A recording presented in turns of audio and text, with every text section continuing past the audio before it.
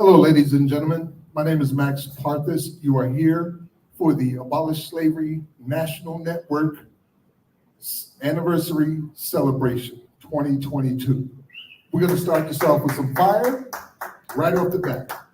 I want to introduce you to one half of Maximum Impact Poetry. She is a world-renowned spoken word artist, multi-published, multi-recorded artist, as well as the other half of my life, my wife, Tribal Rain. Give it up for Tribal Rain.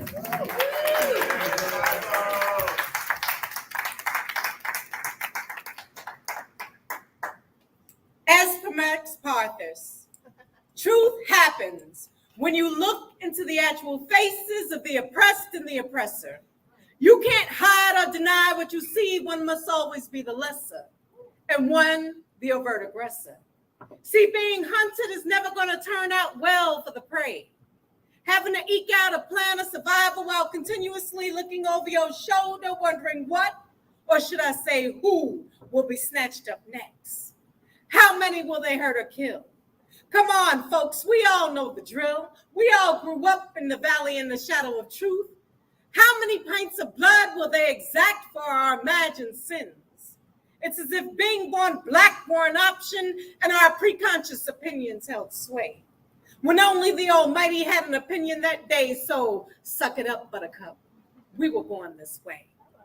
And for most of us, the secret to dealing with the oppression is to deny its existence, as if we can afford the luxury of entertaining conscious dissonance, deliberately looking away as our people are being decimated by genocide, desiccated by pride, when the sad fact of the matter is most of us are unwilling witnesses dragged along for a ride, pulling out our cameras and recorders in order to chronicle the view, sheepishly bowing our heads when asked, well, what did you do to assist in the struggle?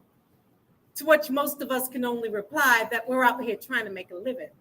Hell, we're trying not to die. See, truth happens when you look into the actual faces of the oppressed and the oppressor. You can't hide or deny what you see. One must always be the lesser. When you look in the mirror, are you facing the truth? Are you existing in their lives? Whose face would I see were I to look in your eyes? See, the sad fact of the matter is, if you're not going to stand up and act, then get out of the way. And let those of us who are consciously aware that slavery is still here and that the overseers are still hunting in America's hunting grounds, stand up and fight. Not just for our rights, but for your rights too. Even though you're doing all you can do to label us troublemakers, rabble rousers, thieves, too ignorant and blind to realize that they're hunting you too. See, any brown or black meat will do as a serving at the master's table, where he'll dine on the flesh of the ignorant oppressed just as lustily as he sucks the marrow from the bones of the conscious few. Come on, get a clue. See, in their eyes, black don't matter unless it pertains to slavery or servitude. How much money are you worth in their pockets? What role will you play in their prison industrial courts? I won't go down without a fight victim or a willing cohort. Make a conscientious choice. Because at the end of the day, it all comes down to this. Truth happens when you look into the actual faces of the oppressed and the oppressor. You can't hide or deny what you see. And right here on the American plantation, they're still hunting folks like me. And now that you know, what are you gonna do to stop it? Peace.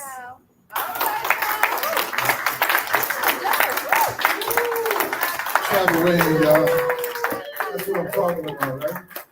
I'm glad to move this down just a little bit here as we get into our panels. All right.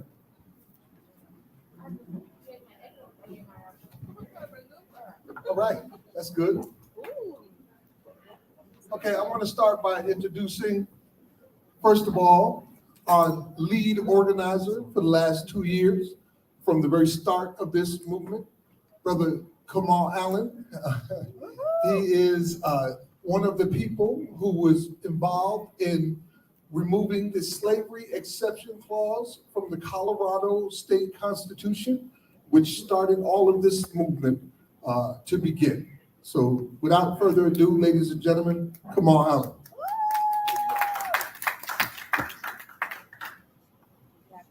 Good afternoon. Can you hear me? You can sit down if you like. Your head is cut I just want to know if y'all can hear me on this microphone. Oh, gotcha. That's it. Yes. We still the All vibe. right. Good afternoon. Good afternoon. Good afternoon. Oh man, we're gonna try that one more time. I know y'all's mouth is full of food. I said good afternoon. Good afternoon. There we go. I need to feel the energy in the room, you see, because this movement is filled with energy. That's right. So much energy. First of all, I want to acknowledge that we are guests in Vermont as the Abolish Slavery National Network. So I just want everybody to give a hand to the all the wonderful organizers in Vermont that helped to make this trip possible.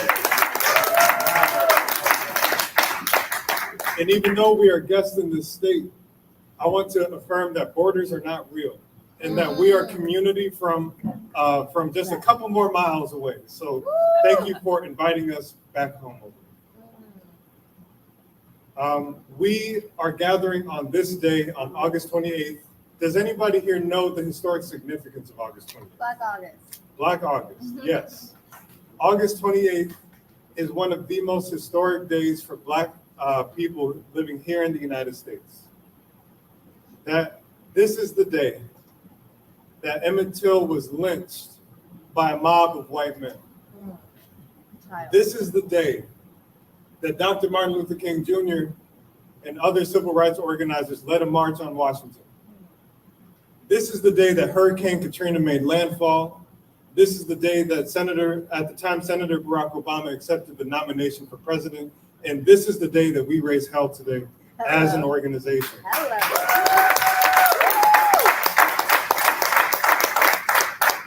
Survive. You see, I'm an abolitionist. Woo. Woo, woo. I am a slavery abolitionist. Woo. And I am the descendant of the women and men who have survived the unspeakable. And I'm the descendant of the women and men who did not. As a descendant of those women and men, as a family member who has seen loved ones go in and out of prison, I grew up with an obligation to fight against the system. I know many of us here have grown up with very similar obligations. Some of my own colleagues here have family members still locked up. Many of my colleagues here know what it's like to take blow after blow after blow with very little to no hope for seeing those loved ones or beating this system. That there were so many moments in our lives individually where we felt that this system is crushing our necks. And because of that, because we've suffered individually, it feels incredible to be here together and to feel the power that we actually do have. Yes. You see, that's why we're here. Power. This ASNN, the Abolish Slavery National Network, started off as an idea. And I can't take credit for that. It was an idea that started among many of the other organizers, both here and those who are not present right now. But what began as an idea blossomed into a movement. Back in 2018, myself and Nathan helped to lead a very similar campaign as the one that you're leading here in Vermont, Into Victory in Colorado. Woo. It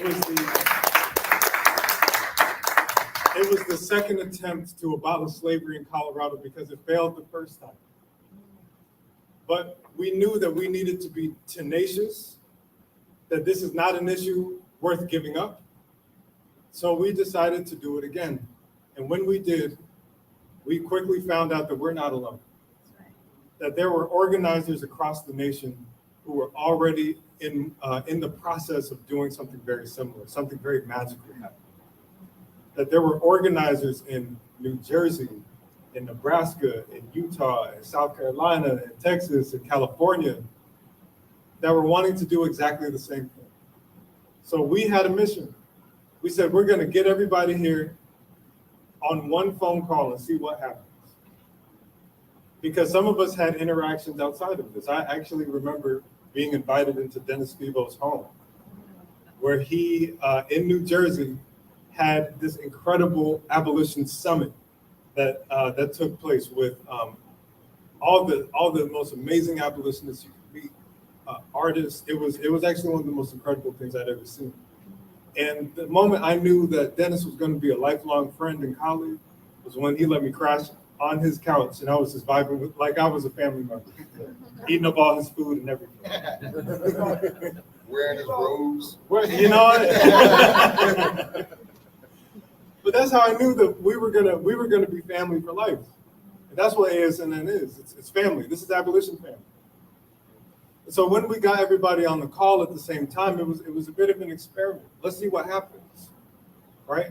This was the year 2020. At the time, Nebraska and Utah were about to put something on the ballot for that year. As a matter of fact, it was on the ballot for that year. And many other states were about to do the same thing. And so almost instantly, it was like chemistry just clicked.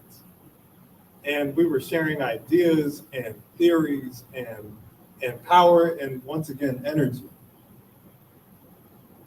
And what became of that is what grew from an idea to a national movement.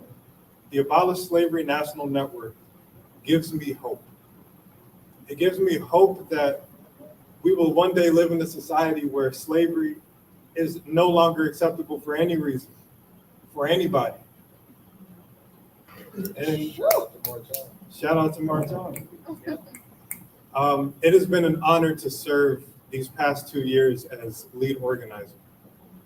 We're not very much into titles here in this organization because really this work is about the network.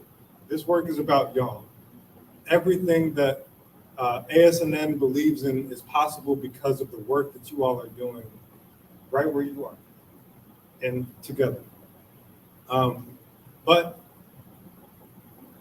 I will be transitioning out of this position in ASNN.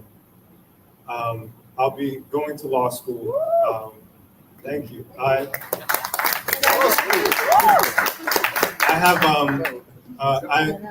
will be one of the lawyers litigating cases based on these amendment changes. So I will still be in ASNN.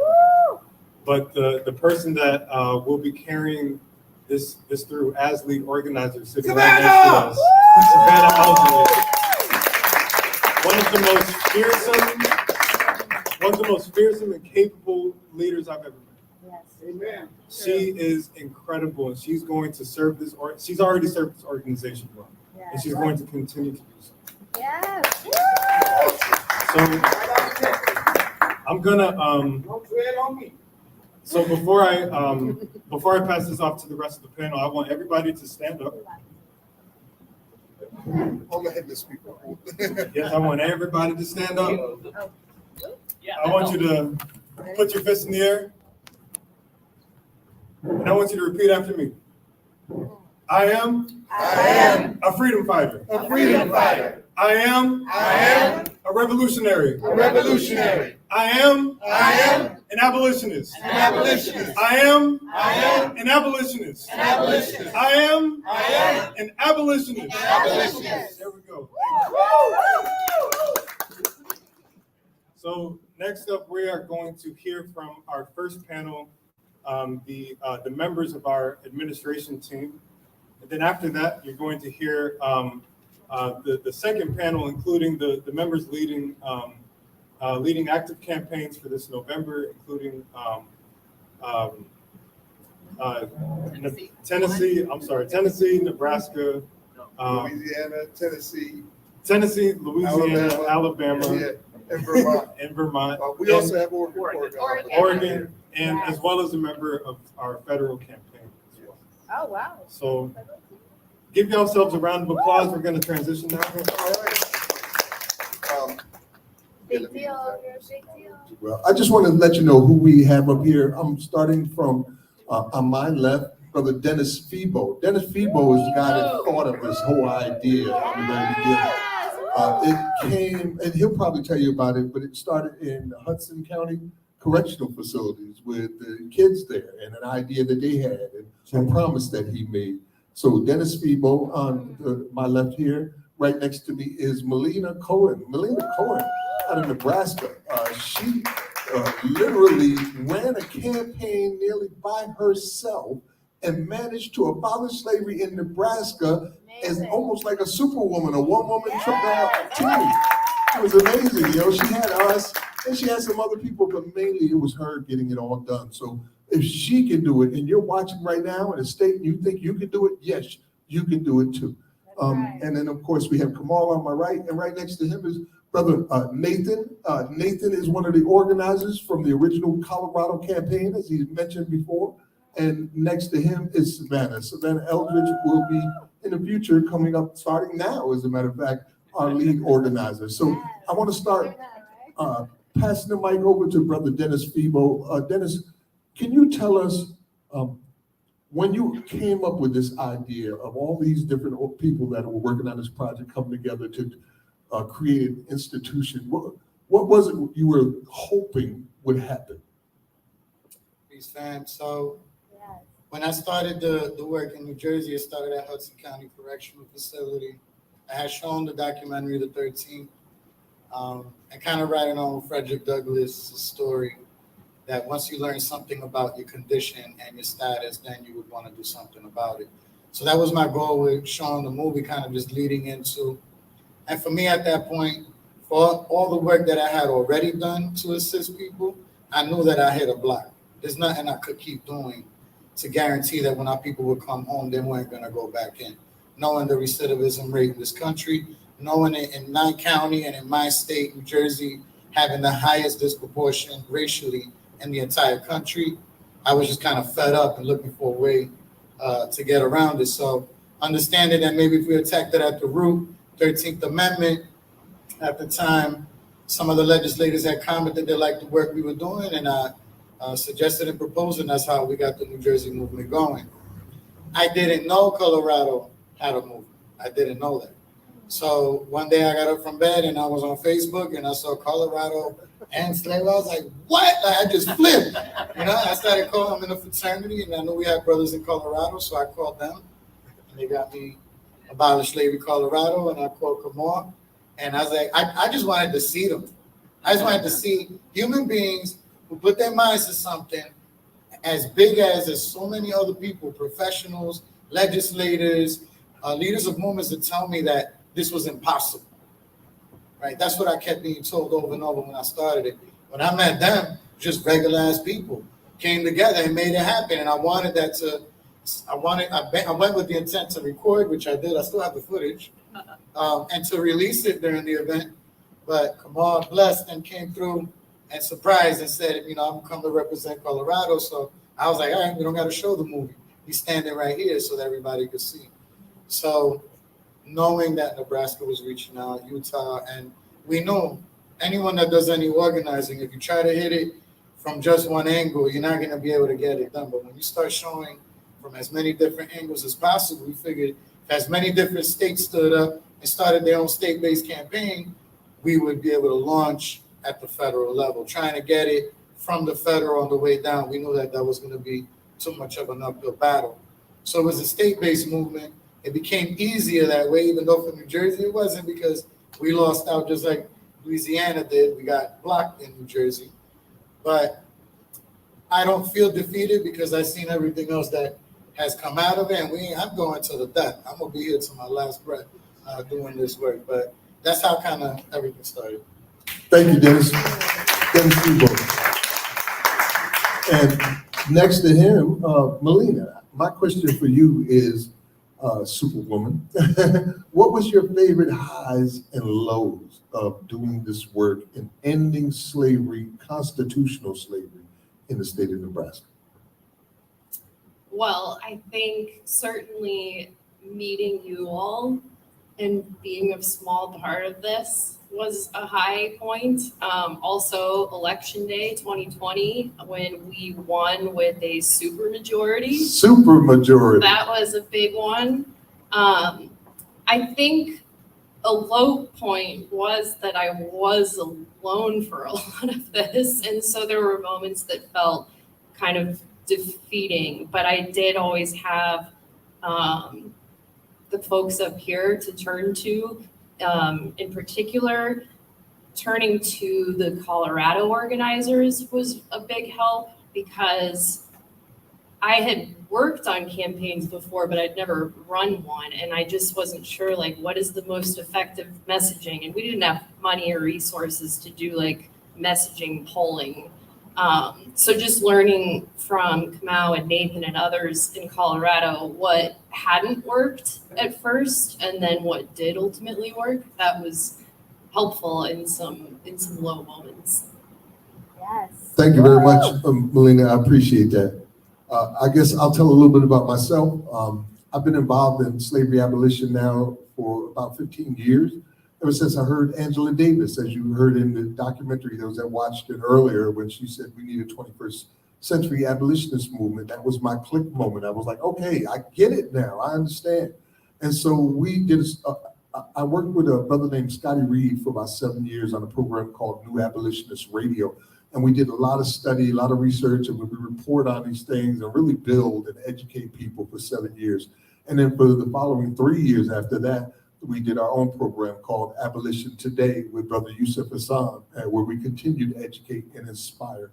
And along the way, a lot of people started hearing about this through the efforts that we were making to bring this to light. And I like to think that it influenced all of the campaigns to some degree, and all of the people that were thinking about this, that whether directly or indirectly, they heard it. But when we formed up, we was like, okay, who's gonna run the state campaigns? We need a state campaign guy. And it was like me and Dennis, like, we'll do it. Why not? We'll do it. We'll do it.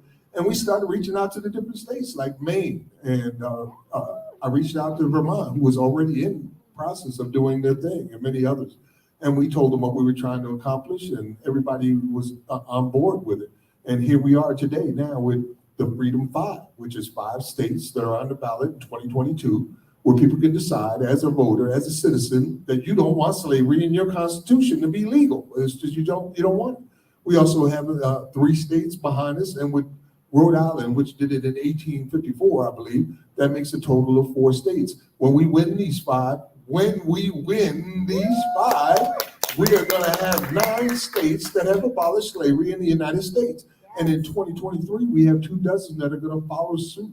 They're ready to go. Florida's already got their legislation. Nevada's already been through committee. All they got to do is get to 23 and vote on it. So there's other states already in the process of getting this done.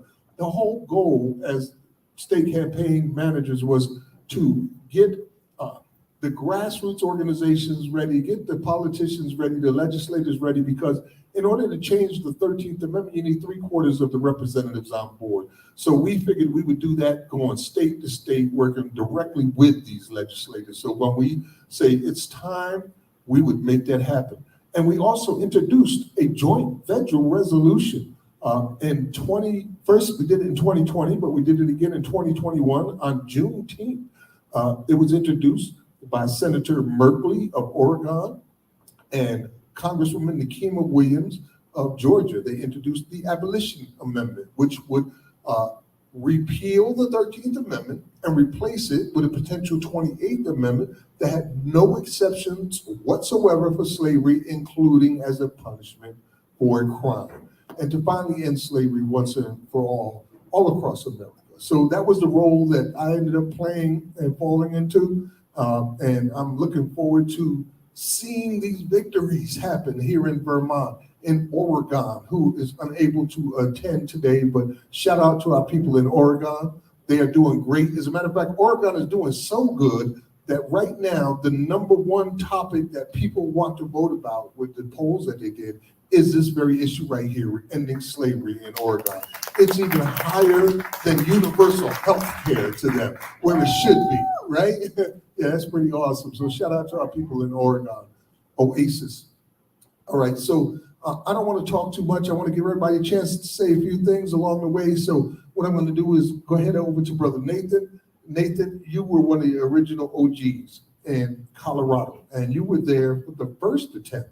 And yes, OG, you were there for the first attempt. One of the things that people don't know about this movement is we lose more than we win. You see these epic victories, and they are truly epic. Never happened before, but we had to go through hell and high water to get there. We've lost 16 times since this effort has begun, not with the ASNN in general, but overall since 2014. But we still managed to abolish slavery in 3 states, and we got 5 more on the list. So you felt that pain. Tell us a little bit about that and the determination that Kamal mentioned. Yeah, this working. I have to say that in terms of what brought me into this work in the first place, I know that I'm descended from slaveholders. I know that I'm descended from people who worked for abolition. I know from the work that I was doing in Colorado, I learned a lot about criminal justice, so-called criminal justice system there, and what didn't work in it, and the suffering that it caused. And when you learn, you can't unlearn that. And when I learned about the 13th Amendment and the exception and what its impact was, you can't unlearn that. And when I had a good friend, Jamoki Emery, through the Black Lives Matter movement, who said, we need to just repeal this exception clause in Colorado. And even in that group, the response was, oh, that's never going to happen. But it did. That's right. It took some time. In 2016, it was on the ballot as Amendment T. And we didn't know what we were doing. We were just trying to get it passed with no polling data, very little money, and no precedent that had happened. No other state had put that on the ballot and removed slavery that way. But it did happen. And when the election occurred, it was a very, very close election. 2016, that was a rough year anyway, but that was one of the roughest parts for me, was realizing that effort just barely failed by a fraction of a percent. And part of it was, there were ways we could have had a stronger coalition. The language was a real problem. They called the amendment in the exception to involuntary servitude prohibition, and parse that out and try to see if you know what that means. That was the problem. And so we learned some things from that. And when we went back and did it again in 2018, and that time Kamau was the lead organizer for that through Together Colorado. And it was wonderful to work with him. And we built a stronger coalition. And the name of the amendment that year was Abolish Slavery in All Circumstances. We learned from what needed to happen. And so when that passed by a 2-to-1 margin, same state, same population, it shows that these differences really do matter. And then when people started reaching out to Kamau and connecting with him, and we said, well, let's bring them together. I mean, this was right at the beginning of the pandemic, so everything was happening on Zoom anyway. And all those early meetings were Zoom meetings. We didn't get to even meet each other face to face for about a year. Yeah. But this whole thing came together, and more state connections have happened, and the federal level work is continuing to grow. And I just, because of all of those historical pieces, I just feel a responsibility to do this work. And I hope you feel whatever is the part of your own history that makes this important, that makes it salient to you, that you feel that obligation. And if you're listening, that you feel that obligation to work on this, because this isn't the end of the story. It's the beginning of the story. There's a lot more with our criminal justice system that's wrong than this. But this is fundamental because it's in the Constitution. And it has been one of the joys of my life to work with this team. And thank you, Kamau, and thank you for stepping in, Savannah. I am looking forward to working with you on this too. And thank all of you, because it's one of the most important things I've ever had the opportunity and the blessing to work on. Thank you, Nathan. Sister Savannah, You have taught us some lessons along the way, and other state representatives here understand that lesson, that all states are not created equal. Yes, Texas. We can't do the same campaigns in different states, because in the South, they are for real about their slavery. They want their slavery, and they're not trying to hear nothing else about that taking away slavery. And we found that out really in a tough way with the Texas campaign, just about how they would act when we were presenting them with this idea. And we did put the bill in Texas, as she'll explain to you, which didn't pass that time, but we're ready to do it again. Tell us a little bit about the hardships and the problems with this type of bill in the South. So thank you, Max. Thank you everybody for being here. Just briefly, I just want to talk about the energy in the room, right?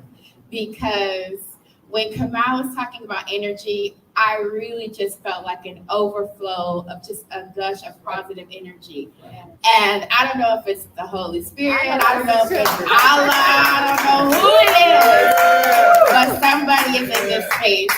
But I want you guys to understand how important it is for you to know who you are. That is really the driving point in this work. Whether, as Nathan said, you find that your family members, if you have a history of slaveholders in your family, whether you are the oppressed, we all linearly are affected by this issue. I actually got in this work by being connected with somebody who's incarcerated in the penitentiary in Mississippi. And he saw an event that I did in Texas on social media and reached out to me and said, hey, I'm planning this event. It's going to be partially in person. It's going to be a partial webinar. Can you help? And I was like, well, what are you talking about? What event, And he said, it's going to be called Free the 13th. And he told me about the premise, of course, abolishing slavery and ending the exception. So I said, I didn't know slavery was still legal. I'm really a rookie at this. But as you can tell, I'm up here with these people now because, I may not win the war, but I'm going to keep fighting. And battle after battle, we're going to do this thing. And I said, okay, what do you want me to do? Put me in, coach. Put me in, coach. So I met Dennis. I met Max. And we actually had, who else was about it? There were a lot of people in it. Jamelia was a part of the event. Yeah, shout out to Jamelia Lamb, Shout out one to of the Jamelia OGs Lamb. Yeah, of in this. California. She started this with us. But we did a webinar. It was online, and then a 5-day webinar. And at the summation, each state representative who was able to had an in-person rally or event in their state. And I was thinking about the ways that I can tie Texas in, because I wasn't sure if anybody else was doing the work. However, Phoebo and Max told me, hey, there's this guy doing the work in Texas. And Max says his name's David Johnson. And there's 2 million people in Texas. So I'm like, David Johnson, and then the way I am, I'm like, okay, is he black? That's gonna narrow it down. But it just happened to be the one David Johnson that I didn't know, right? And that's what I'm saying. This is God's work, right? And so I told David, I was like, you're reaching out to my people. Let's do this together. And that's how the Coalition to Abolish Slavery Texas was formed, right? And Texas is one of those states like New Jersey where we do not have language in our Constitution about slavery and voluntary servitude. It actually defers to the 13th Amendment. So we had to put language into our Constitution that said that slavery and involuntary servitude were prohibited. And I'd never really written a bill, but I know how to strike things out. I know how to use a computer. So I was like, let me just add this in there. Our bill says slavery and involuntary servitude are prohibited, even as punishment for a crime. And it was just that simple. Now, I knew that the bill wouldn't get far because we didn't really have time to organize, but we did put on a very powerful organizing event where we had formerly incarcerated people who actually dressed up in the garments that not the actual ones, but the colors and kind of a resemblance of what people on the inside look like in the state prisons in Texas. And they actually sang the cadences that they sang when they did the labor. We had a mock sale, and it was just a great event. And it was in the county where the Sugarland 95 are, which are the, the convict,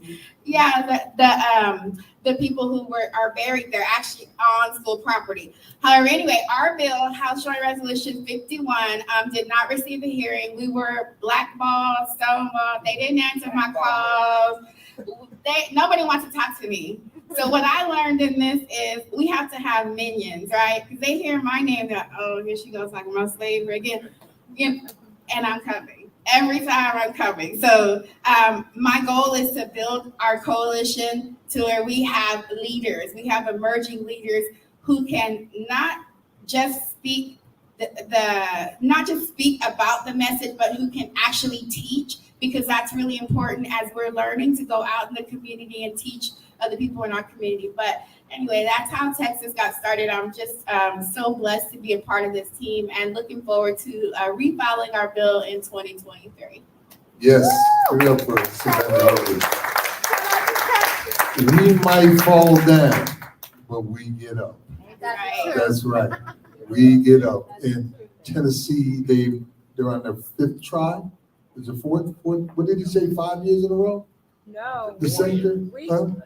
No, we got it on the ballot first time up. You We got- had to get it through 2 legislative sessions, but we're on the ballot first time. Okay, I know Ohio is on their 4th try now.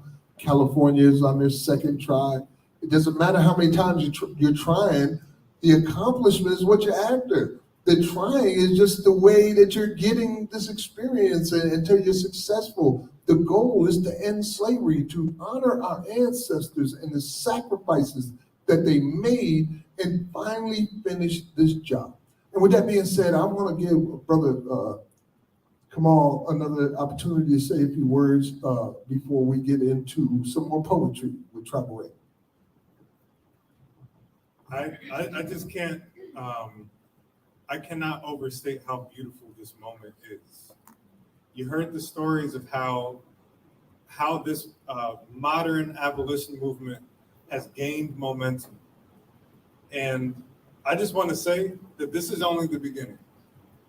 This is only the beginning, that we will not rest until slavery is abolished once and for all in this country, both in law and in practice. That's right. So this is the first of many steps, and what I'm inviting, what we are all inviting you to, is to take the rest of these steps with us. That you do not have to do this alone. That this is a network, a national network of organizers, activists, people who raise hell, rabble rousers, ministers, troublemakers, Talk too much. people who talk too much. But we are beautiful, we are capable, we are abolitionists. Thank you. Thank you, Brother Kamal. Yes, when we say end slavery, that's exactly what we mean. This is slavery. The Constitution calls it slavery, and we should call it slavery too. We have the largest prison population that has ever existed on planet Earth. And it is very much race-based and always has been. In states like Louisiana, the vast majority of those inmates in the state are Black people. We had a meeting recently where Reverend Anderson joined us on Abolition Today, and she explained to us that 100% of the juveniles in their juvenile detention centers are Black young men. 100%. Like, there's no white bad kids in all of Louisiana. It's just all Black kids. And we have more Black men behind bars or in cages than the top 5 populated African nations do combined. That's sad. My wife and I are grandparents many times over, and half of my grandchildren are young men. And I have to explain to them that 1 in 3 of them are expected to go to prison. If that was a virus or a disease or something else, everybody would be trying to make sure that it ends, that we reduce that number, that this thing would be done. But for some reason, it doesn't seem like enough of us care that I have to explain to my grandchildren that 1 in 3 of them are going to end up in prison. And so we're going to do this work, and you're going to be there with us to get it done.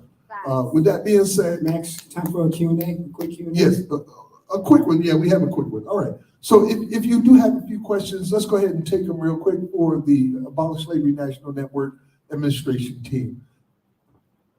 How does one get involved? For those that are nervous, how does one get involved without ruffling feathers? Or those that feel like they don't want to ruffle feathers, how do they get involved though? Anybody want to take that one? How do you get involved? Well, so we love this question because we want you to get involved. That's right. So one of the ways that you can get involved, especially for those listening on the internet, we're going to ask you to go to abolishslavery.edu. That is the Abolish Slavery National Network website. .us. .us. I'm so sorry. See, the lawyer is already on the EDU thing. Abolishslavery.us. Literally all of my emails have been .edu for the past like 2 weeks. But yes, go to abolishslavery.us. And on there, you'll be able to email us directly. Now, the other thing too is if you are in one of the 5 states where slavery is being abolished, we ask you to be in touch with the organizers leading those campaigns. I cannot stress this enough because Abolish Slavery National Network at its core is a grassroots movement. That at its core, we defer to the grassroots organizers leading these local campaigns. And because of that, we're going to ask you to get directly in touch with those members as well. And if you don't know how to get in touch with them, get in touch with us through our website, and we'll be happy to connect you. Thank you, Kamal. Yes, go to the website, join the mailing list. If you're looking online and want to know how you can get involved, just ask us. We'll send you directly to those organizers in the various states. Also, make some donations. This does not happen for free. It costs money. It costs money to get us here. It costs money to do all that we're doing. So make a donation while you're there. You also can support the federal by texting 252886. Text 252886. One word. It's actually several words, but write it as one word. End the exception. So end the exception to 52886, and that will send a letter of support to your local representative as well as your federal representative. So you can do those things as well. We got one more question. One more question. Where you at? Brother Isaac. Not so much a question, but we can't pass by this, amazing moment, just go into poetry. I definitely want to acknowledge you guys. You guys are angels on earth. I mean, in this hell we're living in. I do want to elaborate more on what Kamal was saying. There's no losing in this fight. That's right. You know what I'm saying? There's more work. Ohio, Tennessee, Ohio, on there. Texas, California. They're on there, multiple tribes, so there's no stop. We just have to have more troublemakers and abolitionists. So procreate. We love troublemakers. Here we go. There's no losing in this fight. Absolutely. That's what I meant as well. There's no losers. We're just making our way to getting it done. Thank you, Isaac. Anyone else? All right. The finger thing you gave me, you did this. Wrap it up, Max. I want to say thank you to all of my peers here in the Abolish Slavery National Network. You guys are absolutely wonderful. So give it up for yourselves for doing this. Superheroes in my life. I also want to recognize those who are not here at this time. Jamelia Land of California, who ran ACA 3, and her husband Samuel Brown, who wrote the bill while he was inside prison. Also want to shout out to our fiscal sponsor, March On, who made a lot of things possible for us that were not possible previously and helped us to get some miracles done. I'm looking forward towards the future. And with that being said, once more, ladies and gentlemen, give it up for the wonderful tribal ring.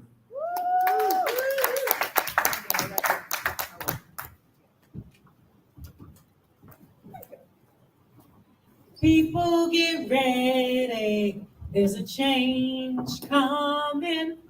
because the revolution will not be televised, the revolution will not be radialized. I'm here to tell you that the revolution will be poeticized. It'll be broken down, handed over, and elucidated for young minds. It's time, my people, it's time. For the griots and spoken word artists to unite as one, because the day has come for us to claim our 40 acres and a mule. Our just due and justice for one and all. It's time to heed the call. Stand up, stand up, stand up, and step up. To the microphone, the stage, the voters' box on the corner, because the revolution will be poeticized, immortalized, recognized for the powerful movement that it is. Like Martin said, I have a dream. That's right. Get on board and let your voices be heard by the masses. Equality, equality, equality for all classes. We demand dignity, humanity, the right to retain our sanity, and the freedom to say hell no to the so-called elected elite. Those who hold seat in political offices, who get to decide how we live our lives. Forget that. The revolution will be poeticized so that we, the people, can be heard and our words will reverb and have repercussions the world over. Whispered words, whispered words, whispered words that echo and become shouts of revolution, evolution, change. The revolution will not be televised. The revolution will not be radialized. The revolution, Sean, will not be trivialized. It will not start on Monday evening and end on Monday night. We as a people cannot go down without a fight. The revolution will be poeticized. We'll be kicking butts and taking names. It's time to wake up and stop playing games, because our people are dying out there in the streets. AIDS, poverty, starvation ain't no joke. It's killing us, people. Right. They are killing us. Right. Wake up. Because the revolution is now. The revolution is now. And I'm going to need all of you to stand up. Go out there and vote in November and affect the change. Travel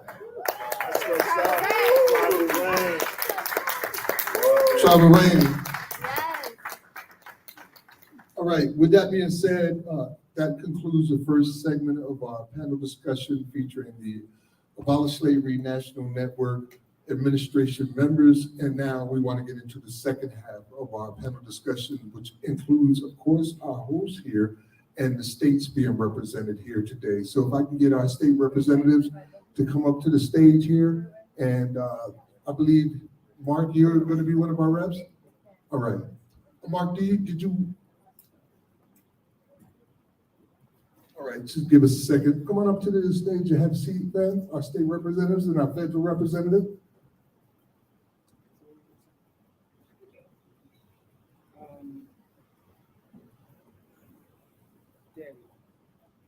Debbie Ingram. Debbie Ingram? Yes. You've been voted to host this segment. Yes, you have. All right. So yeah, our state reps and our federal rep. Where's he at?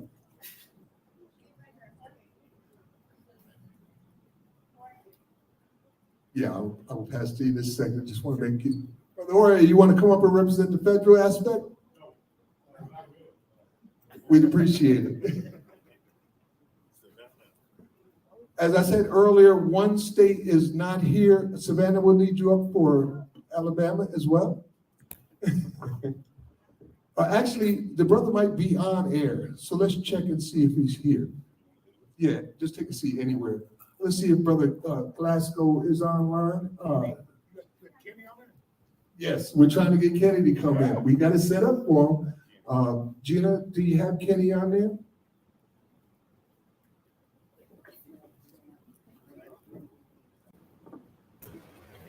That's a no. Is Kenny on?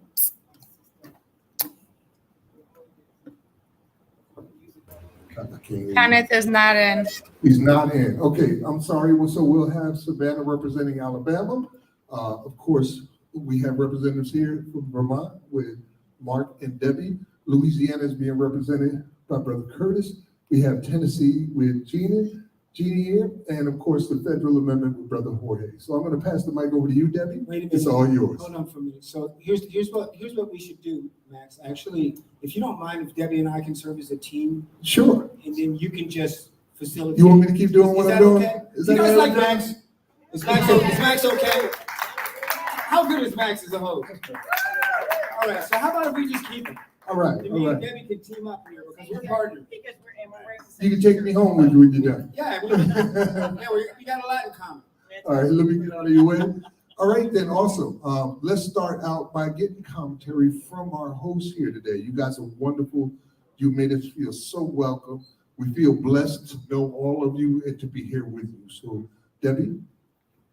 Well, thank you very much. It's an honor to be up here with all of you. Well, abolitionists, it's really exciting to be part of this historic movement, and it's always good to be with my good troublemaker pal here, Mark Hughes. I would just say that I feel particularly blessed to be in a position in which I was the state senator who actually introduced the proposal to amend our constitution here in Vermont, and that was because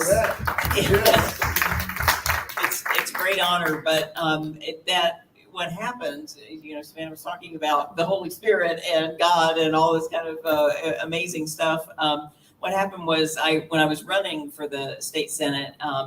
Several years ago, Mark had a forum for candidates, and he asked each one of us if we knew that our state constitution had allowed slavery, and we all, of course, were floored. We had no idea, and at that time, I said, well, if I'm elected, I promise you we will do something about that. And so I did go on to get elected, and so I worked with Mark to come up with language to propose an amendment to the Constitution, and we worked hard to get it through the committees, and it had to get approved by both chambers of our legislature twice, and so we worked together all through that. And then I actually ran for higher office and lost, so I'm not in the Senate anymore, but I have continued to run an organization called Vermont Interfaith Action, which has since become a close partner with the Vermont Racial Justice Alliance, with Mark's organization. And so we decided to team up to have this organizing campaign to get Prop 2 passed by our electorate, which is the final stage in getting the Constitution amended. So I really, really feel doubly blessed that I've been able to see this campaign from different sides of the equation, and absolutely that I've been able to work with Mark throughout this whole thing. So, Thank you, Debbie. Awesome. Brother Mark? Yeah, it's amazing. It's pretty amazing. When we were, just to give y'all some perspective, because remember we were talking on the national side, we were talking about timelines about what was going on, what was happening in Colorado, like, for example, what was happening in Colorado in 2018, for example, 2016, and so forth. And there's a lot of intersections too, like Faith in Action, which is former PICO, which is the national organization that's now our other national partner, but we'll get back to that.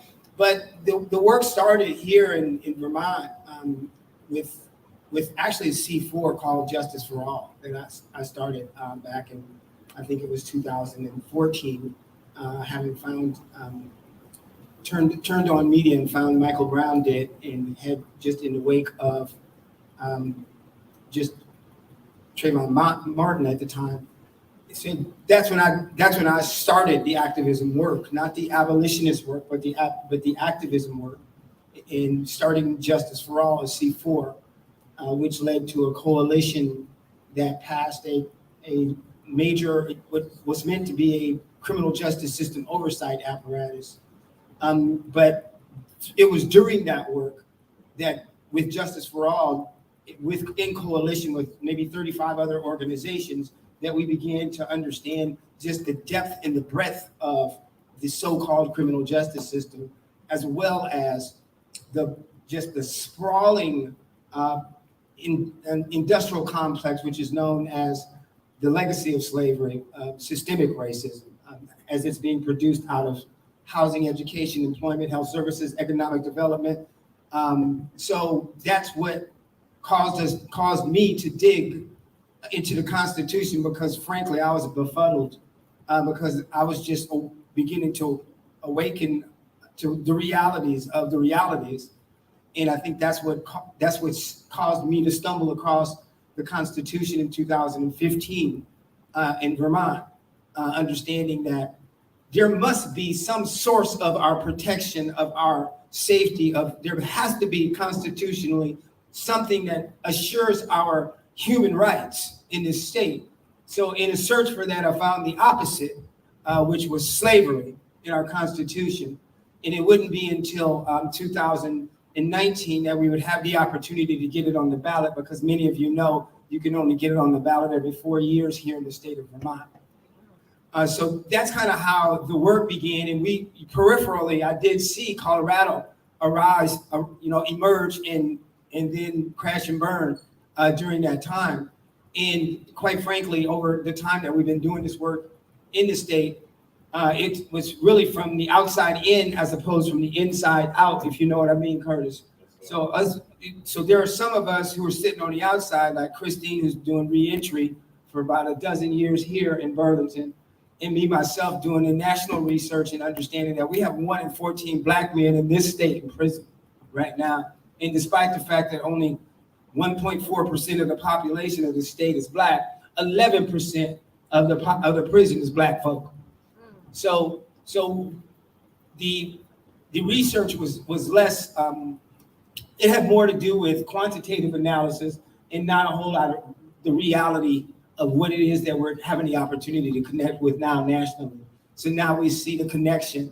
Now we're standing up and we're wide awake, and we're understanding that this is not just a connection to the legacy of slavery, which is systemic racism here on the ground in the work that we're doing and we have continued to do since, but it's also a connection to a much broader challenge, because the fact is that slavery was never abolished, because the 13th Amendment saw to that. And we want to be one of those states that connect to the 4 states that have already made that commitment, the 5 states that are going to make it this year, and probably the dozen states that do it next year, until we move to a point where we have about 38, so we can go in and do the real work of abolishing slavery as a nation once and for all.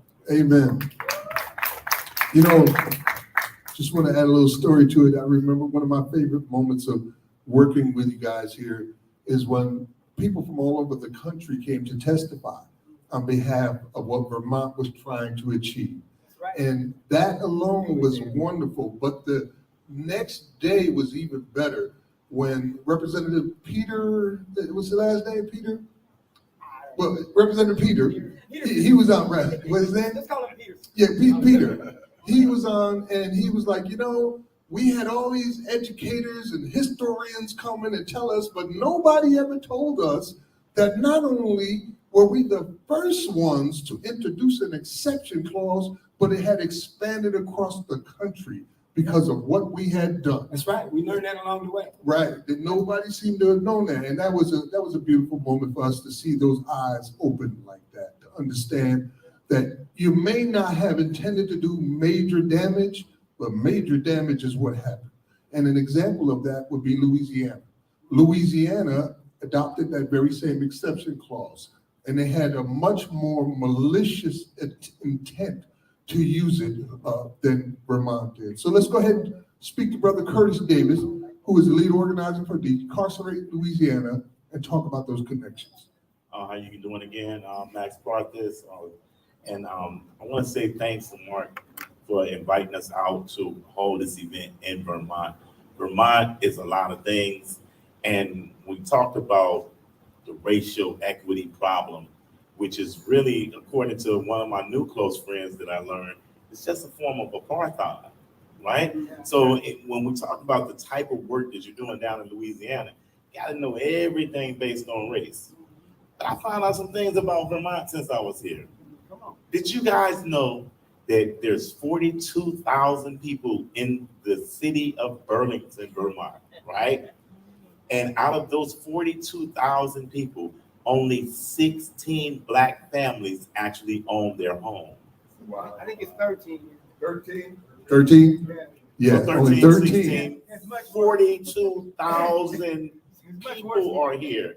That is a racial apartheid, economically, housing-wise, financially. That we don't even have that problem in Louisiana. So we say, well, your ghetto ain't no harder than mine or whatever. A lot of people own homes in Louisiana. A lot of Black people own homes in Louisiana. So we have this high level of education here in Vermont. We have the situation where Bernie Sanders is getting y'all a whole lot of money up here to take care of 600,000 people in Vermont. But I know now that you're up against a more insidious fight than mine. See, in Louisiana, they let you know out loud, we don't like you, nigga. Right? In Vermont, I've partied with a lot of good white people, and I've had fun. I have not felt any racism since I've been here. But to think about the invisible scientific fact that you guys not getting nothing. We can treat you like love, but at the same time, hey, you can't have none of this stuff. So I'm here to support him. Louisiana, we gonna win. Believe that. We fight, we win, we expose what's going on, and we get down and dirty. And when they say, yeah, we just want to keep our heritage alive, if it's no more slavery, then how is my heritage, my traditions? I mean, what you taking from us? Heritage, hereditary, race. People are actually arguing that they're supposed to be in a superior racial position based on a law. We have to make this as plain as possible in every arena that we find ourselves. Let me give y'all that. Fight hard here in Vermont. Fight hard with the knowledge that this is not just a racial equity problem. This is apartheid. When no Black people get to have a house that they can own. Wait a minute, it was better than that in South Africa. So this is serious. Name it something. Look at it and make the international world look at Vermont and say, shame on you, Vermont. Shame on you for even letting these Black people think that they're doing good up here and they don't own the land. If you don't own the land, you don't have a stake. So, not to preach, I'm gonna let y'all go with that. Thank you, Brother Curtis. Indeed. Another state that is a direct result of the actions of Vermont in 1777 would be Tennessee. Tennessee has also got a unique history with slavery and racism, the birthplace of the KKK. Right now, they have America's largest for-profit prison is located right there in Tennessee, Core Civic, formerly known as CCA. But Tennessee is kicking behind and taking names. You've got a lot of Republicans that are on your side now. You're starting to gain some resources to be able to get this campaign going. And you've got a lot happening in Tennessee. So ladies and gentlemen, Jeannie Alexander, the lead organizer for the Tennessee campaign, no exceptions. Tell us a little bit about your fight and struggle. Yeah, our campaign is that better. Oh, it is better. It's a lot better. Yeah, it's interesting. Our campaign, I would say, is a bifurcated campaign. There's grassroots campaign, and there's a more traditional side to that campaign. But yeah, there is a really long history there. And I think that what's incredibly important about our campaign in Tennessee is that it came from the inside out. So I think it's helpful for people to kind of understand some history and how it happened. And the way that this campaign came out of cages was a promise, basically. It was a promise that I made. I was an abolitionist who was a prison chaplain, and that is a whole other story, but made a promise to someone who educated me, my friend Mujahideen, who was the first person to tell me, right, a theologian with also a legal background, a former lawyer, that slavery had never been abolished. I'm like, what are you talking about, right? I mean, I didn't know it either. And And he educated me to that fact. And so I said, well, okay, we're gonna end this. He's like, okay, Chaplain. I'm like, okay. I'm like, no, we're gonna do this. We are gonna do this in Tennessee. That's right. At that point, then I left that position and then co-founded No Exceptions with Insiders. And that's what the meaning of our organization's name has always been. No Exceptions Prison Collective has always been about there should be no exceptions to the abolition of slavery. That's right. And at that point, then I wrote a bill. Mike Markin wrote a bill, Feel right. and this is crazy, y'all. But it basically sailed through the Tennessee legislature. We had to make it through 2 sessions.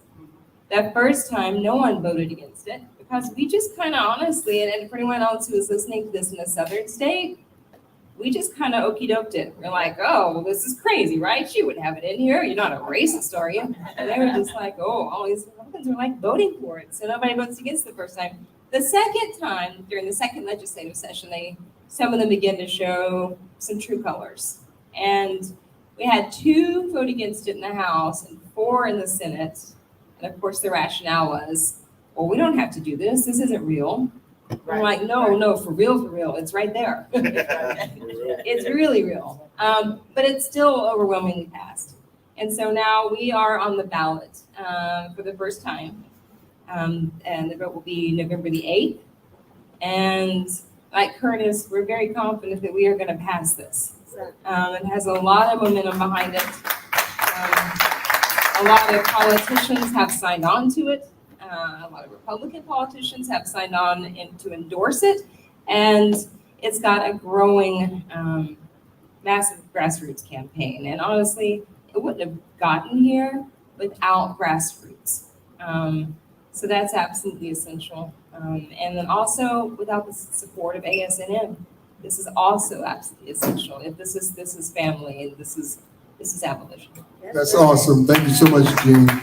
And yes, Pastor, feel free to take it. I just want to say to Sister Gina Kenny, who is the lead organizing representative for Ohio. She's managing our StreamYard today. Thank you, Gina. If Pastor Kenneth shows up, please patch him in for us, okay? In the meantime, I'm going to move over to our federal amendment. And Brother Jorge, am I saying it wrong? Tell me how to say it. Perfect. I'm saying it perfect? Yeah. All right. And he is one of the representatives working with the federal arm with Worth Rises to remove the exception clause, or rather repeal the 13th Amendment and replace it with no exceptions whatsoever. And also, he is a formerly incarcerated individual who is making these things happen. Brother Jorge, tell us a little bit about yourself and the federal amendment and where we're at. Yeah, a couple of things first. Thank you, Vermont. Yes. I've never been here. I lived in Massachusetts for a bit. And I'm just glad I'm not in Massachusetts again. I'm in Vermont. If you're formerly incarcerated and know Massachusetts, you know what I'm talking about. When I was coming to Vermont, I told a couple of people, they all said, holler at Bernie. And I'm like, no, Debbie, you're the one that we holler at. And it's an honor to meet you, to meet a former state representative, state senator who's wearing that shirt. It's just, wow. Yeah, move to Texas if you don't mind. Yeah, my name is Jose. I'm the National Criminal Justice Director of the group called Latino Justice. Did spend a lot of time in Texas cages. Been out 14 years now on parole for another 30. Yeah, that's the way they do it in Texas. It was just for robbery, but still, I don't care. It's really glad to be here and meet people who I've seen on Zoom for a while. Kamau, Max, some other folks, and I want to say, Jeannie, I don't know if you don't remember, and I did when I heard your name. When I was at Grassroots 6-7 years ago, and we were working on the video calling campaign, I reached out to you, and I think Tex was in Tennessee, and we were doing some stuff. So yeah, it's really glad. It's really good to meet you too. The national campaign, intheexception.org, right? If y'all have not been there, go there, please. It is the coalition of individuals who are working on the federal campaign. Shout out to Worth Rises, as you know, Bianca Tyler, Luke, some of the other folks over there, Daniel. Shout out to Anti-Recidivism Coalition in California. Michael Mendoza and Selena Shaven for all the work that they're doing. I'm on the steering committee for that. And what we're doing is we're trying to do this on a federal level. But I want to concede, and people need to concede and understand that, like Jeannie said, this movement is a grassroots movement. And grassroots movements mean that it's local, and that it's state, and that it's federal. If not for what y'all are doing in the states, we wouldn't be moving anything on the federal level. We depend on y'all. We take your lead. We're basically there to support what's happening on the state level. And we do a lot of stuff to amplify. Like we'll take the big holidays, of course, Labor Day, right? And we'll do a lot of stuff on Labor Day. We're having something on Labor Day in New York. For y'all who are in New York or go to New York or want to cross that water, I'm not a geography major, so I don't know if you cross the water here, if you're in the city, or if you got to go another 1,000 miles. But they are having something there at the Havana Outpost on September 5th, right? And they're having, it's weird how some of these things do. They came to me and told me, what are some of the things we should do? I heard my brother here in Louisiana talking about some of the work they do down there, right? In Texas, they have something they call flag weeding. It's where you take a grubbing hole and you get like a bunch of folks in a line and you raise it up, you hit 4 times and take a step, and you do that all day. It's make work, right? It is slave labor. It is hard labor. And I propose that they have some grubbing holes there for the folks to show up and put them in a line to do that. And they said, no, that's a little bit too hard. I'm like, we want them to understand what's going on in those cages, what's going on behind those fences, what's going on if you go under the wire and can't come out every night, right? And that's a little bit too rough. But anyway, they blew off my suggestion. But we're having a lot of stuff in September in Philadelphia, right? They're having an art installation there with the folks doing the Bureau stuff, right? A shout out to Phoebe on Constitution Day. They're having something the 16th and the 17th, and they're showing a film on the 16th. If you're close to Philly, if you show up, go to that place. So yeah, again, anything that y'all can do to support us, great, but y'all just keep doing what y'all are doing. And I'm in Texas, and Savannah knows that I am at her service, that I'm gonna do what Savannah tells me, and that I will use my contact to take you whatever we can. Wait a minute, I didn't know that. Yeah, you do. Don't pay I'm just that. playing, Don't pay right? that. I'm messing with you. Thank you, Brother Jorge. Much appreciated. Indeed, give it up. We're gonna go on to our other statement. Before that, I want to give a shout out once again to our activists in Oregon who were unable to make it here today. They are doing so well with their campaign. The lead organizer is Riley Burton, and originally it was Jordan Schott, but Jordan Schott has moved on to become an assistant to Senator Merkley. Awesome. And yes. And all of them are going to law school. Like all these people who are getting involved in abolition suddenly going into law school. I wonder why that is. That's pretty awesome. So shout out to them. I see that we still don't have a representative for Alabama online. That would be Brother Kenneth Glasgow Sharp. Savannah's right here. Yeah, we're gonna get to her. She can cover Alabama, right? Yeah, I'm gonna talk about that. Stop trying to steal my job, man. Like now, I gotta give you an hour's pay. Is that what I gotta do? So happen when you come in my house. So as of now, Brother Glasgow is the lead organizer for our Alabama campaign, but unfortunately he is not able to make it here tonight. But the one who started out working on this and was very instrumental is Sister Savannah Eldridge. From the very beginning, we kind of snuck this whole bill in, and I'll leave it up to you to tell whatever stories you want to tell in the position that we're in with Alabama. Savannah Eldridge. Thank you, Max. So Alabama, right? The Bible Belt of the South. I know a little bit about the way the South works, and I'm on the internet all day. So I just happened to see that Amendment 4 had passed in Alabama, which called for the recompilation of the Alabama Constitution, which is the longest constitution in the nation. So they proposed to make some changes to remove racist language from the Constitution in Alabama. So I was like, I thought that'd be a great idea to remove slavery from it. What's more racist than slavery, right? And for me, it was like a shortcut. And I mean, I don't just sit around thinking, well, I do sit around thinking about ways to make things easier for myself, but it just made sense. So I tried to reach out to the organizers who pushed the bill.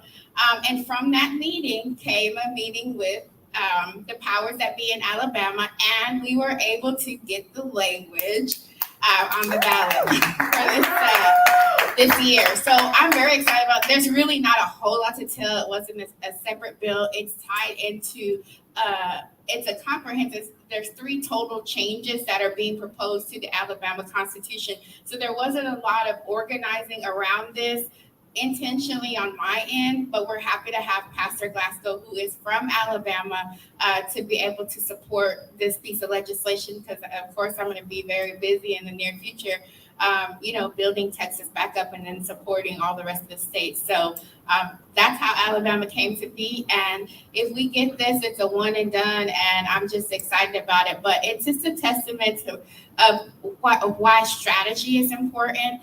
And legislation for me is really a long-term goal.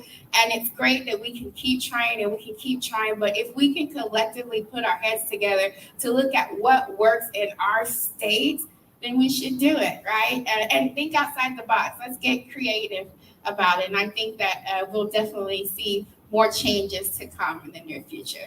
Thank you, Savannah. It was a pretty funny moment too, when we were in the meeting with the organizers for Amendment 4, and one of the women said, I've looked through this thing for 20 years, and there's nothing in this Constitution about slavery. So I don't know what you're talking about. And we were like, well, just check out Section 32, Article 2, read that. And she read it, and you could see her eyes like, I didn't know. I didn't know. And we run across that all the time. People that don't know. And so we give them the opportunity to find out. And once you know, you become responsible for what you know. You get a chance to do something about it. Let me And just say, they had a chance. I'm sorry, I forgot to mention, like, a lot of this work is built from the inside out. And we had worked on Free the 13th with the Free Alabama movement. And I want to give a shout out to Kinetic Justice and Bennu Hannibal Rossan, who have taken so many risks to bring awareness to what's going on in the Alabama Department of Corrections, and really, really built the inside campaign from the ground up. So shout out to them and their contribution to this work. Amen. Indeed. Shout out to Kinetic and Bennu. I remember Bennu was hosting a radio program on Abolition Today from inside solitary confinement. That is amazing. It lasted 28 weeks. If you want to see or hear any of that, you can go to abolitiontoday.org and look in our archives for tales for Live from the Plantation. And you'll hear all incarcerated people discussing this issue of slavery and their families. It's an amazing revolutionary thing. All right, so we're coming up on the Q&A section. So unless anybody want to make any more comments, I'm going to go ahead and pass it out to the audience. Debbie? Thanks. I would like to just make one more comment, if I may. I wanted to say something as a white person being involved in this movement, and Brother Curtis was talking about how white Vermont is, and I grew up in the deep South. I was born outside of Savannah, Georgia, actually, in a really small town. And I was a kid. I was born in 1962. Now you know how old I am. So during the civil rights movement, my parents were actually really well-meaning white people. They, when we were at home and when we talked around the dinner table, they always said, they taught me to respect everybody. They told me that every human being deserved dignity, and they fully supported the civil rights movement, and they admired Dr. Martin Luther King, and they said all these things in the four walls of our home. Right. And then when we got outside, my dad was a businessman in the area, and my mother, was a stay-at-home mom, and played bridge with ladies and participated in the women's group at church and all. And they did not say the things outside to other white people that they said to us and me and my sisters at home. And it took me a long time, when you grow up in that kind of environment, you don't always get it until you get older. But I came to realize that it wasn't okay, for them to do. They were protecting their business, they were protecting their reputation, they didn't want other white people to come after them. They didn't have the courage of, really of their convictions. And I, I want to be different. And you made the comment too that, once you know something, you can't unknow it. Once you know what's what, you have to take responsibility for your contribution to it. And as far as I know, my ancestors were kind of poor farmers. They didn't actually own slaves. They didn't have plantations, but that doesn't make me any less culpable as a white person. And it doesn't mean that I can be like my parents and just sit silently anymore. So I just wanted to add that. Thank you, Debbie. Did anybody else want to make? Yes, clap for that.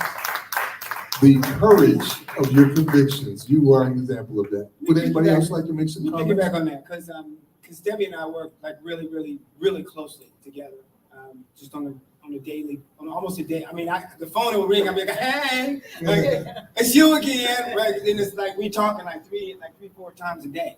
So we've really grown close, and we've gotten to know each other, and we've attended the Faith in Action trainings at the national level. We were in Philly. The keynote speaker, Royster, who was here yesterday, was a connection through Debbie as a result of relationships that we established through Faith in Action. And it just goes on and on and on. And even my wife, Christine, who's sitting back there, who's probably thinking, I hope he doesn't say something stupid.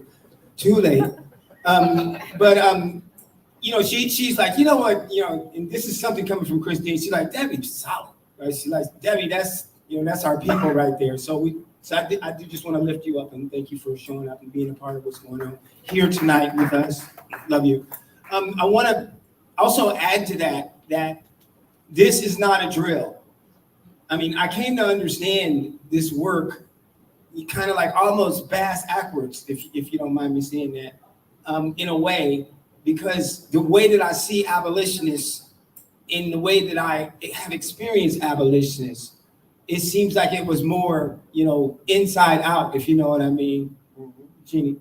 It's like that, Curtis. It's like that. But us, it's kind of like backing into it. We talk about the data and and all that other stuff, and a lot of real abolitionists. I'm just going to use that, real abolitionists, folks who've been in there or who have really been shoulder to shoulder with the folks in there, probably thinking to themselves, get out of here with that data, in a way, although it's important.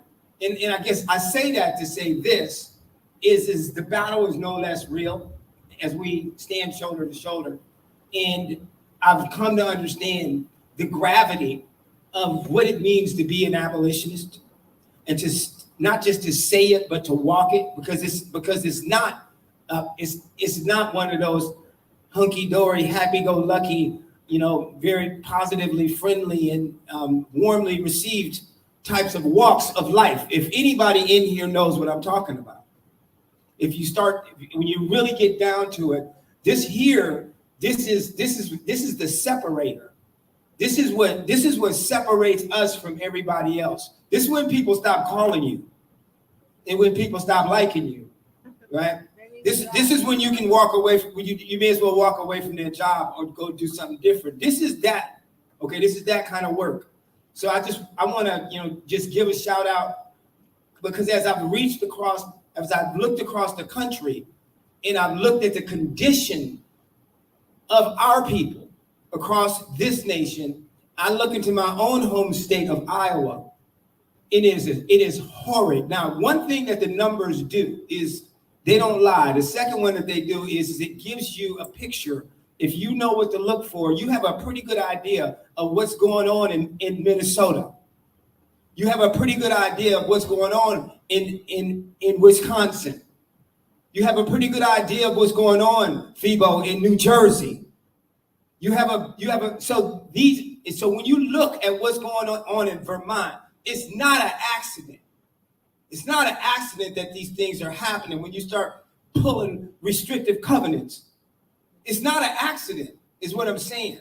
So seriously, the abolishment of slavery is just that important, because it is It is the foundation of all of this stuff that we're trying to get unpacked. Systemic racism, as we love to call it, or some people say equity, or whatever you want to call it, depends on whether you're at work or whether you're in the state government or something like that. But what we're really trying to do is we want to eradicate systemic racism. In other words, that is what this building represents. That is what the Kemp Center is all about, this work. That's the work that we're doing with cultural empowerment, with community engagement and support, with outreach and education, as well as platforms, which would be this. So what I'm getting at is that this is the foundation of everything, this whole thing about slavery, And systemic racism, Max, we call it badges and incidents. If it were not for the institution of slavery, we would not have these disparities that we're trying to eradicate. That is how simple it is, and that is how serious it is.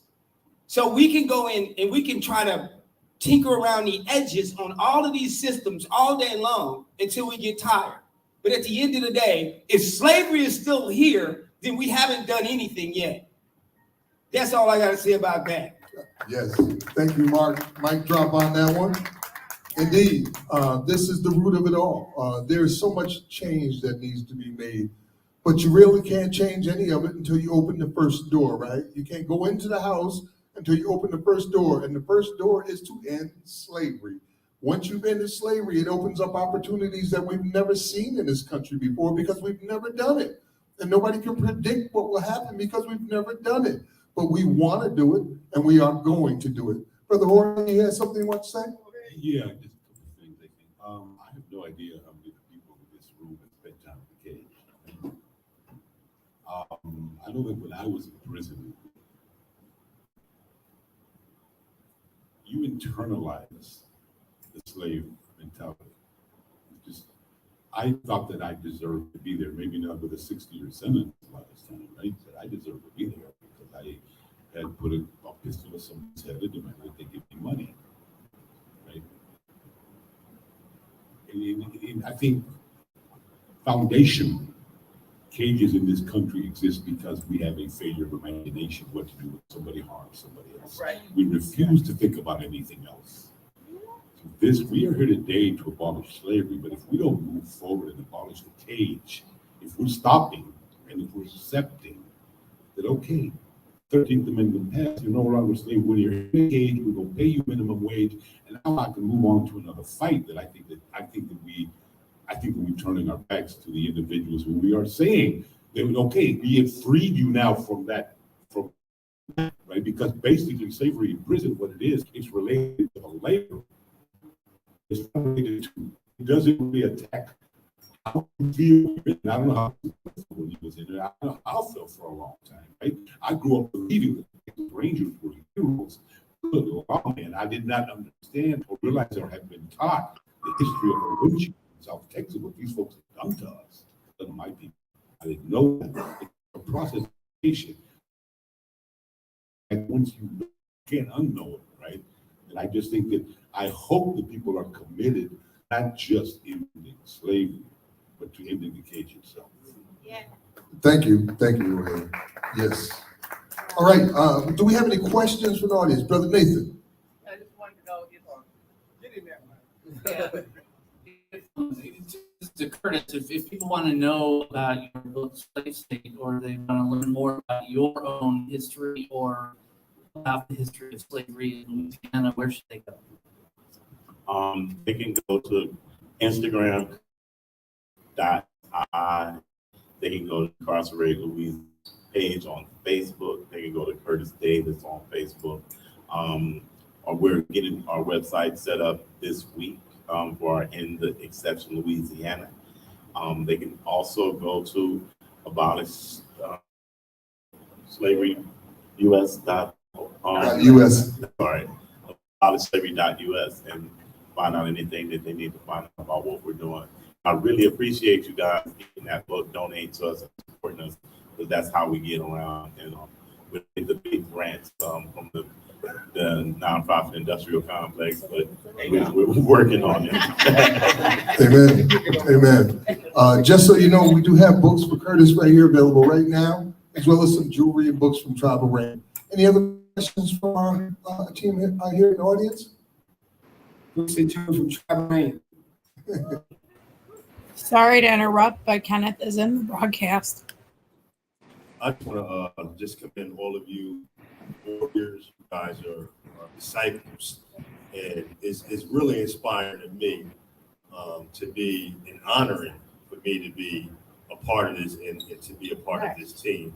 Yesterday, I was just getting a chance to kick it with Max, and was really interested is that, you know, I'm originally from Paterson, New Jersey myself, and I've also been, you know, victimized of police brutality when I was 13, just walking home from school. And it wasn't no rhyme or reason. I didn't do anything. I was just walking while black. And, you know, and there was another time in which, you know, trying to break up a fight amongst little kids that was throwing at rocks. And, you know, being as it may, you know, it was a whole bunch of other men who came out, and they were coming out with bats, and we're going to, you know, intercept that. And call went out saying that it was a riot going on. Make a long story short, he ended up locking me up and slamming my friend. I'm at the same time, only 13, just because, you know, we were trying to do something right. So for me, in my walk, I'm not just being, you know, knowing who I am and actually using basketball as a vehicle and brought me to the state of Vermont.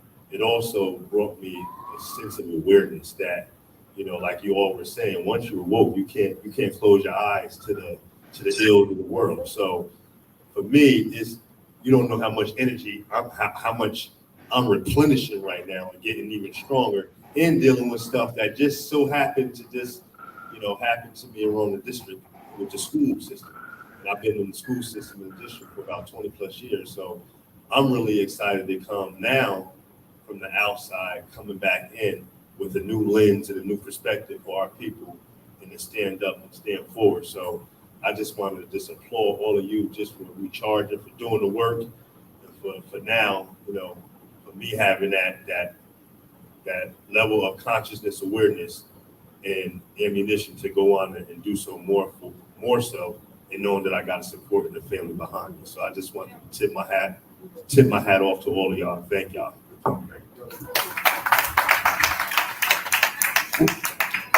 Yes, okay. Marlon? Should I stand up, bro? Stand up, Marlon, y'all. So thank you, Reverend Mark. My name is Marlon. I kind of came to the camp center as a invitation from Brother Rajni Edens. He invited me to do some storytelling and poetry, and that's what I came here into the center, and that's how I met Reverend Mark Hughes. As a member, as just a Black person, I am so thankful to be here.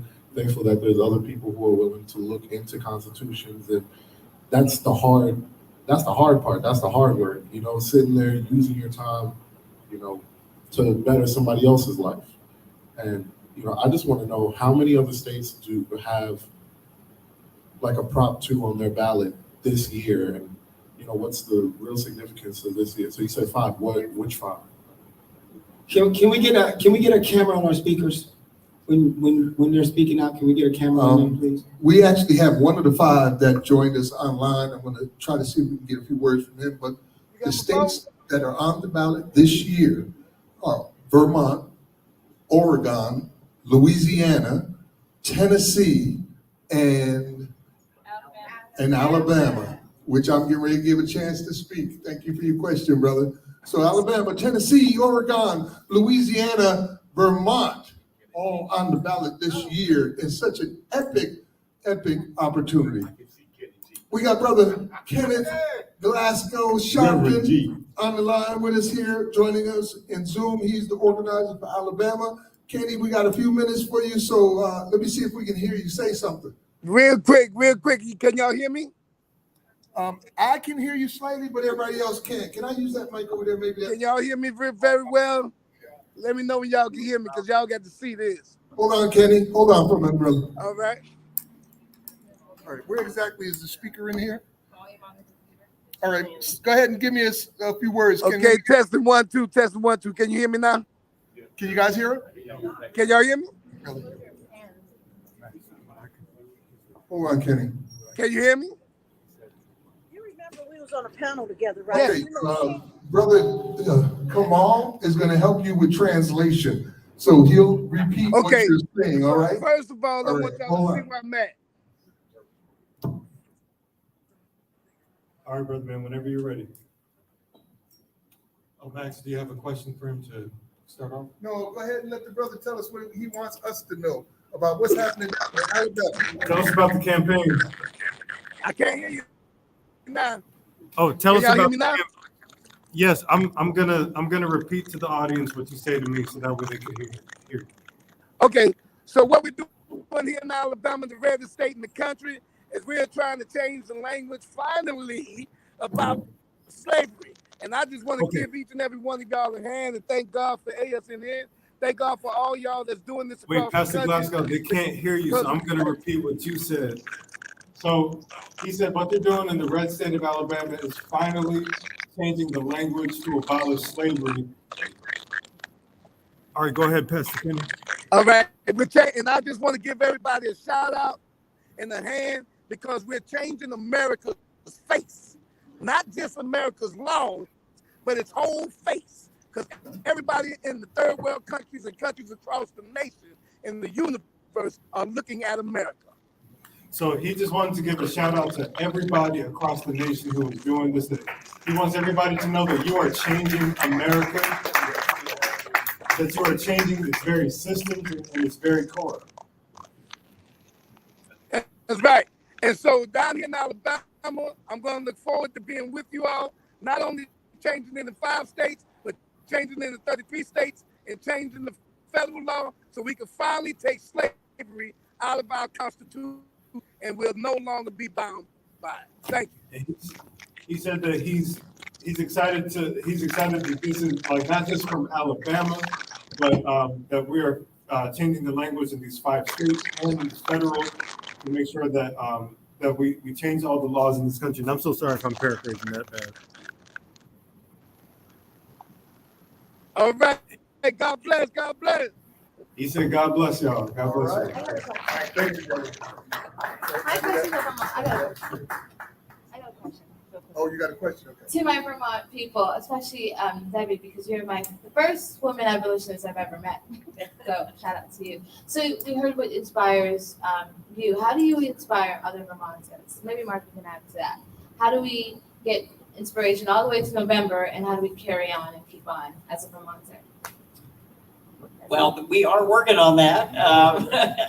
No, that's a great question. We are actually doing some testing and messaging. I was a little embarrassed because somebody said they didn't have money to hire a firm. Yeah, sorry, we actually did hire a firm. So we're working on testing out some of that. We've had some great volunteers, talking to random people out on Church Street and at farmers markets. We have an idea of what people are thinking, how they're surprised that these exceptions are in our Constitution.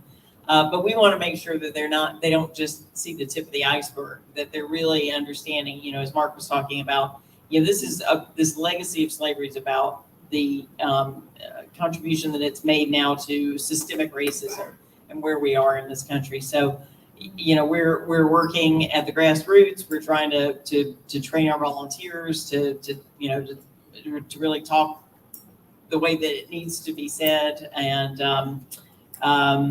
and then other than that, I just kind of tried to give it to like some of my colleagues when I was in the legislature when they said stupid things. That's right. But that's right. Talking to my white people. That's right. But yeah, what would you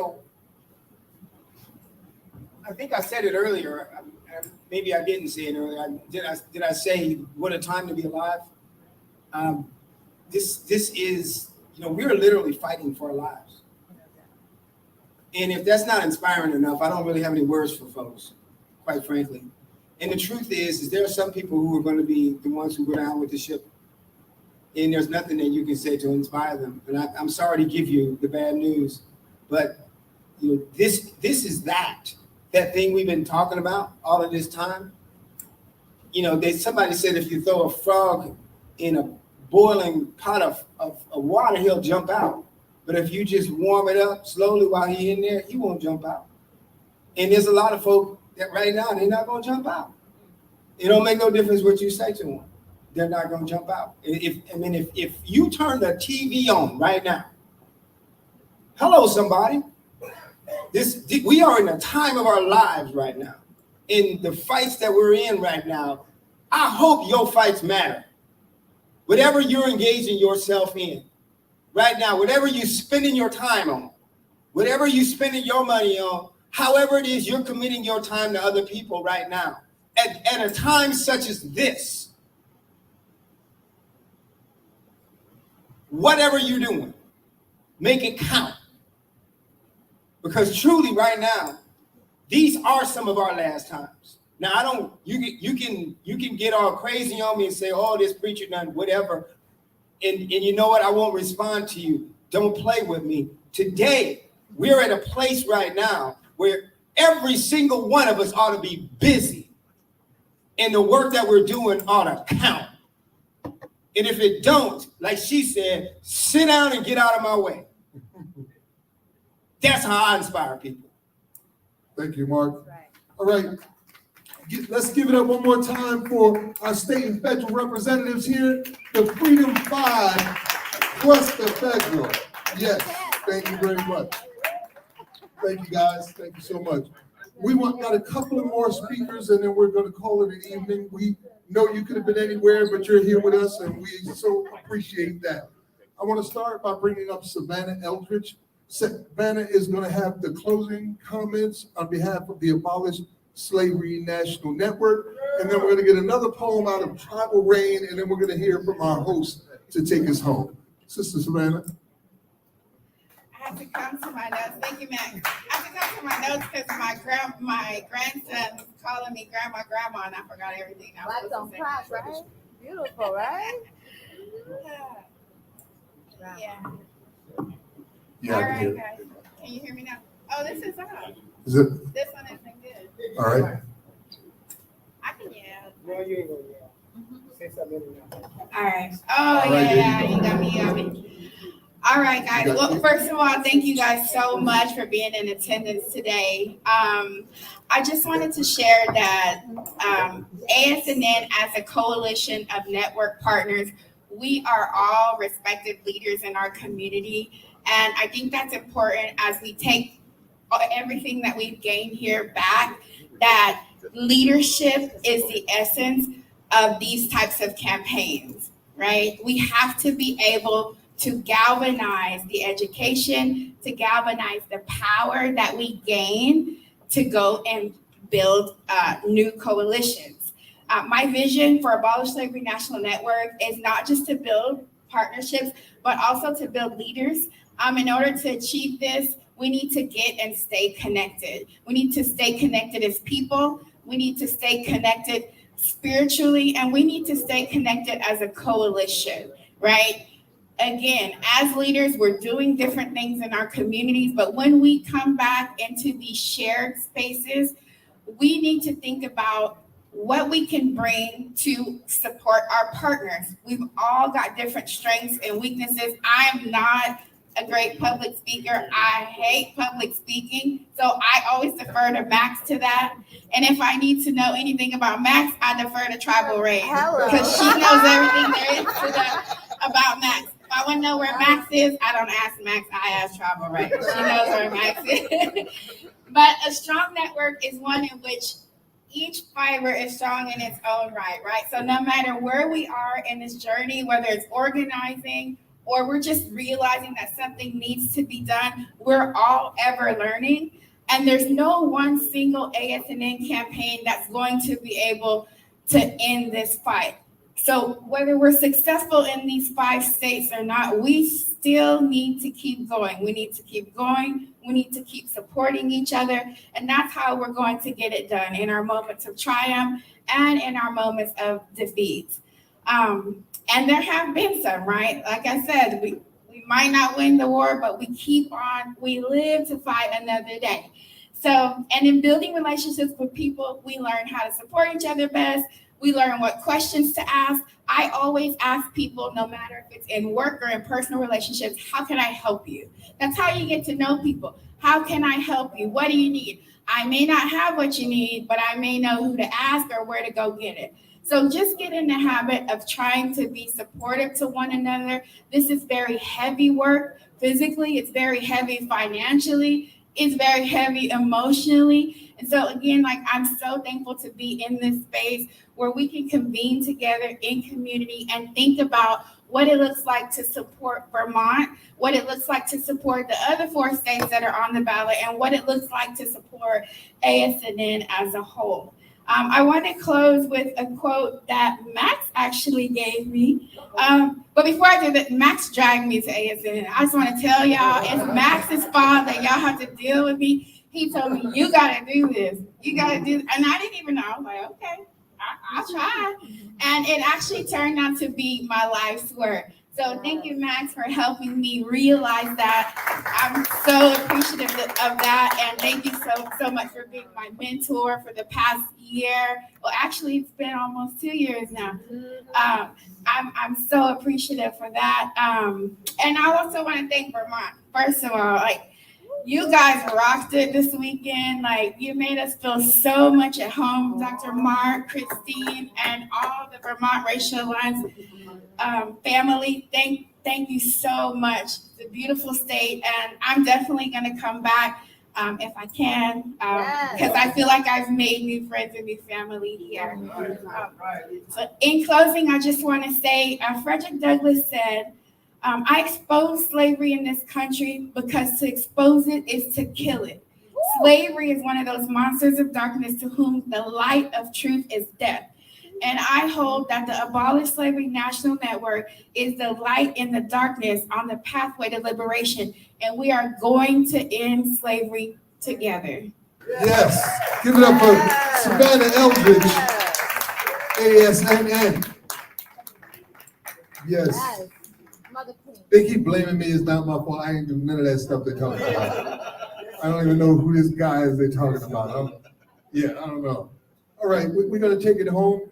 We're going to have some comments from our host after this. But first, for one final poem, let's bring up Miss Tribal Rain.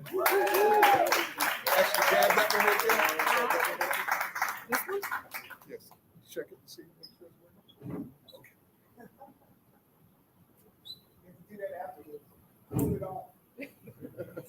We heard whispered words of warning echoing on the wind, and still we charge full speed ahead.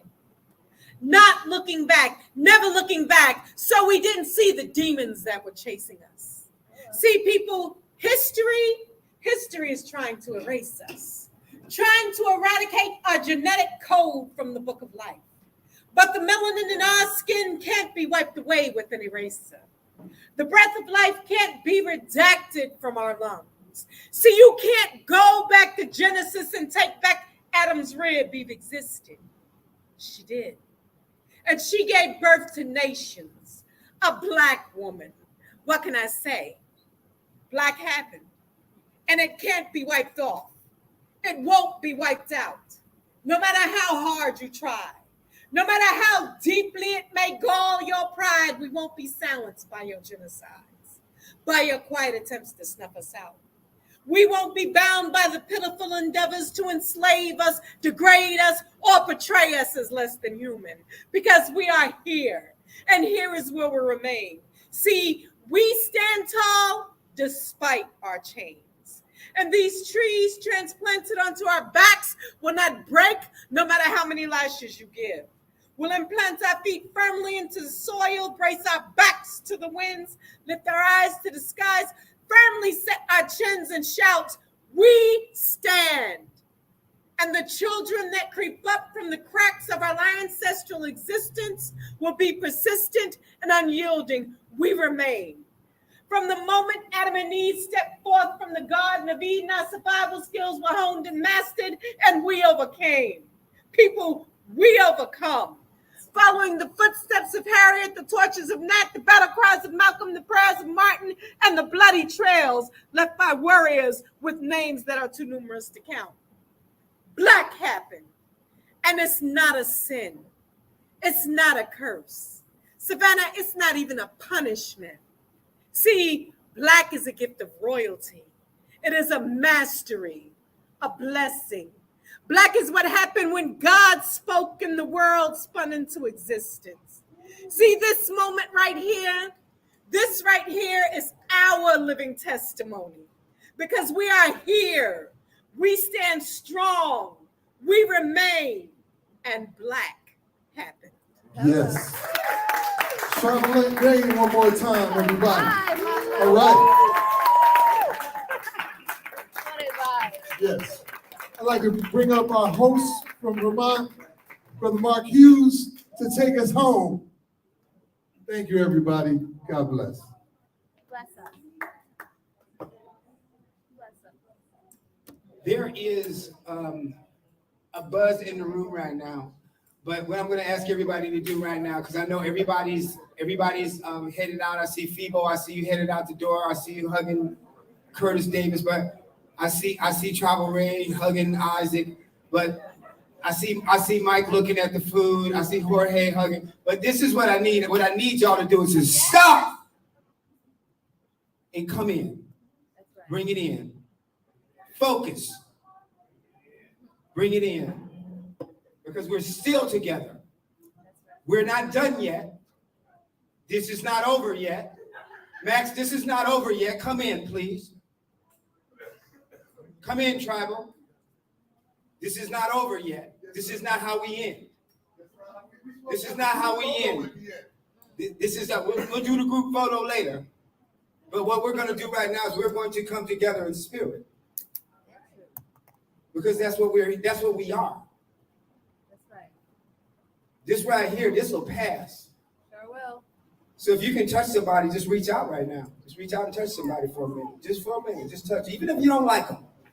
Just touch somebody for a minute. I don't care what faith you is right now. Say, bro? We're going to get serious for a minute. Hold it down.